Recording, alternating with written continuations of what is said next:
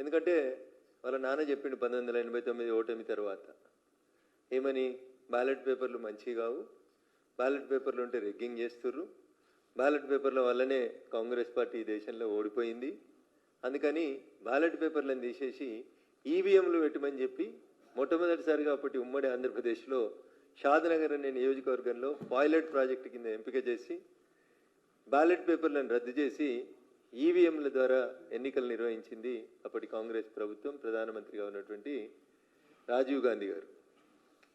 బాప్ ఏక్ బోల్తా, बाप क्या बोलता, बैलेट पेपर खराब है, बैलेट पेपर सही नहीं है, बैलेट पेपर में वोट चोरी हो रहा, उसीलिए हम लोग ईवीएम लाया बोल के बाप बोलता. बाप बोलने का बात को बेटा भी मना कर रहा, नहीं ईवीएम सच्चा नहीं है, बैलेट पे फिर चुनाव लड़ेंगे बोल के बेटा बोल रहा. बाप ईवीएम खराब बोलता, बाप बैलेट पेपर खराब बोलता, बेटा ईवीएम खराब बोलता, लोग बोलता कांग्रेस खराब बोलता. ये समझने के लिए पप्पू नहीं राहुल को और बहुत टाइम लगता.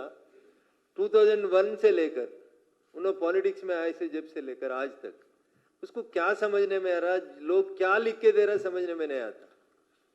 Last 3 days back I have seen a press conference of leader of opposition Mr. Rahul Gandhi. On either side the senior leaders of the Congress were sitting. One is Jairam Ramesh, the other one is Digvijay Singh. Unfortunately I became an MP in this country and దురదృష్టం కొద్దీ నేను ఈ దేశంలో MP అయినా అంటాడు రాహుల్ గాంధీ. పక్కనున్న జయరమేష్ గారు పిలిచి దురదృష్టం కొద్దీ ఎంపీ అయినా అని చెప్పకు అని చెప్పి ఆయన చెప్తున్నాడు. మైక్లో వినొస్తుంది పాపం. ఆయన ఎంపీ ఎందుకు గెలిచిండో ఆయనకు తెలియదు, ఎవరికి సేవ చేయాలనుకుంటుండో తెలియదు, లీడర్ ఆఫ్ అపోజిషన్గా ఆయన ఏం పాత్ర పోషించాలో ఆయనకు తెలియదు. ఇది నేను చెప్తుంది కదన్న, యూట్యూబ్లో అన్ని యూట్యూబ్లలో కనబడతా ఉంది. Unfortunately I became N MP. మరి ఎందుకు రిజైన్ చేసిపో? ఇప్పుడు నీకు ఈవీఎంలు నచ్చుతలేవు కదా రాహుల్ గాంధీ గారు. మీరు పోటీ చేసి గెలిచినటువంటి రాయబరేలీలో ఇప్పుడు మీరు రాజీనామా చేసి బ్యాలెట్ పేపర్లతోటి ఎన్నికలకు పోదాం. నిర్వహించేందుకు మాకు అభ్యంతరం లేదు, పోటీ చేసేందుకు రాజీనామా చేసేందుకు మీకు దమ్ముందా? బ్యాలెట్లకి ఈవీఎంలకి మధ్యలో తేడా ఏంది అని ఎప్పుడైనా మీరు శాస్త్రీయంగా ఒక్క స్టడీ అయినా చేసిండ్రా? Yes, Bharatiya Janata Party also opposed EVMs in the initial days. కానీ మేము ఒక శాస్త్రీయ అధ్యయనం చేసిన తర్వాత కాంగ్రెస్ పార్టీ ఈవీఎంలను తెస్తే భారతీయ జనతా పార్టీ ప్రతిపక్షంగా ఈవీఎంలను వద్దన్నటువంటి పార్టీ కూడా వాటి మీద ఒక శాస్త్రీయ అధ్యయనం పార్టీ ద్వారా చేసిన తర్వాత ఎస్ ఈవీఎంస్ ఆర్ గుడ్ అని చెప్పినాం. అప్పుడున్నటువంటి కాంగ్రెస్ పార్టీకి సపోర్ట్ చేసినాం. 1989 నుంచి ఇలాంటి 2025 దాకా ఈవీఎంల మీదనే ఎన్నికలు జరుగుతూ ఉన్నాయి. సోనియా గాంధీ గెలుస్తుంది, ఈవీఎంలు రైట్. రాహుల్ గాంధీ గెలుస్తుంది, ఈవీఎంలు రైట్. మొన్న కేరళలో వయనాడులో గౌరవనీయులు ప్రియాంక గాంధీ గారు గెలుస్తారు, ఈవీఎంలు రైట్. తెలంగాణలో కాంగ్రెస్ గెలుస్తుంది, ఈవీఎంలు కరెక్ట్. కర్ణాటకలో కాంగ్రెస్ గెలుస్తుంది, ఈవీఎంలు కరెక్ట్. రేపు బీహార్లో కాంగ్రెస్ ఓడిపోతుంది కాబట్టి ఈవీఎంలు రాంగ్. తమిళనాడులో స్టాలిన్ గెలుస్తాడు, ఈవీఎంలు రైట్. పశ్చిమ బెంగాల్లో దీది 3 సార్లు గెలుస్తుంది, ఈవీఎంలు రైట్. వాళ్ళు ఓడిపోతే ఈవీఎంలు తప్పు, వాళ్ళు గెలిస్తే రైటు.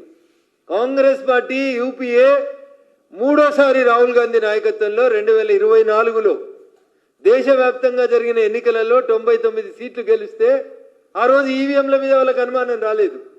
ఆ రోజు ఈవీఎంలు కరెక్ట్. 3 ఏళ్ల తర్వాత మహారాష్ట్ర పోతే, హర్యానా పోతే వాళ్ళకి ఇలా కడుపునొచ్చి ఇదంతా నో తూచాట అంటాడు. తండ్రి బ్యాలెట్లను వద్దని ఈవీఎంలను తెస్తాడు. మీరే చెప్తారు ఈ దేశానికి కంప్యూటర్ను పరిచయం చేసిండు మా నాయన, 20వ శతాబ్దంలోకి దేశాన్ని తీసుకుపోయేందుకు ఆలోచించాడు మా నాయన అని.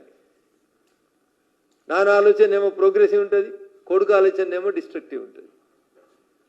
మీ కుటుంబం ఇంట్రడ్యూస్ చేసింది, గౌరవనీయులు స్వర్గీయ రాజీవ్ గాంధీ గారు మీ నాన్నగారు ఇంట్రడ్యూస్ చేసిండ్రు ఈవీఎంలని. ఇది బీజేపీ సొంతం తీసుకొచ్చింది కాదు. మీకు ఇలా డౌట్, మాకు కూడా డౌట్లు వస్తున్నాయి. దేశ ప్రజలందరూ కూడా మేము సవినయంగా ఒక భారతీయ జనతా పార్టీ పార్లమెంట్ సభ్యుడిగా పార్లమెంట్లో గత వారం రోజుల నుంచి జరుగుతున్న గందరగోళం చూసిన తర్వాత నాకు కూడా మాట్లాడాలనిపిస్తా ఉంది. వాళ్ళు స్టాప్ సర్ అని ఒకటి పట్టుకొని వస్తున్నారు, ఎస్ఐఆర్ సర్ వద్దంటున్నారు. ఏంది ఇంతకు సరైంది? Special intensive revision. దేని మీద స్పెషల్ ఇంటెన్సివ్ రివిజన్? ఓట్ల మీద స్పెషల్ ఇంటెన్సివ్ రివిజన్ పెట్టిండ్రు. స్పెషల్ ఇంటెన్సివ్ రివిజన్ వద్దు అంటున్నారు. ఇంతకుముందు మీరు మీ నాన్న ఎడబుట్టిరు, నువ్వు ఎడబుట్టినావు, ఇవి అడుగుతున్నారు, డేట్ ఆఫ్ బర్త్లు మాకు కష్టమవుతుంది అన్నారు. సుప్రీంకోర్టుకు వచ్చి అఫిడవిట్ ఇస్తే ఇబ్బంది పడితే సుప్రీంకోర్టు చెప్పింది వాడు ఏ ఆధారం చూపించినా ఒక 11 ఆప్షన్స్ ఇచ్చింది సుప్రీంకోర్టు. 11 ఏది చూపించినా ఆయన ఓటును కొనసాగించమని అడుగుతున్నారు. The basic issue of the Congress is రేపు పశ్చిమ బెంగాల్లో, బీహార్లో ఎన్నికలు జరిగే సందర్భం లోపల స్పెషల్ ఇంటెన్సివ్ రివిజన్ పేరిట SIR చేసి బంగ్లాదేశ్కి వెళ్ళి అక్రమంగా చొరబడి అక్కడ మమతా బెనర్జీ కానీ ఇక్కడ ఇంకొకరు కానీ అడ్డగోలుగా పొందినటువంటి ఆధార్ కార్డులను, ఎలక్షన్ కార్డులని, రోహింగ్యాలని గుర్తించి వాళ్ళ ఓటు హక్కు రద్దు చేస్తారనేటువంటి భయంతో ఓటమిని ముందే పసిగట్టి కాంగ్రెస్ ఆడలేక మధ్యలో ఓడినట్టు ఇప్పటి నుంచే ఏడుపు స్టార్ట్ చేసింది.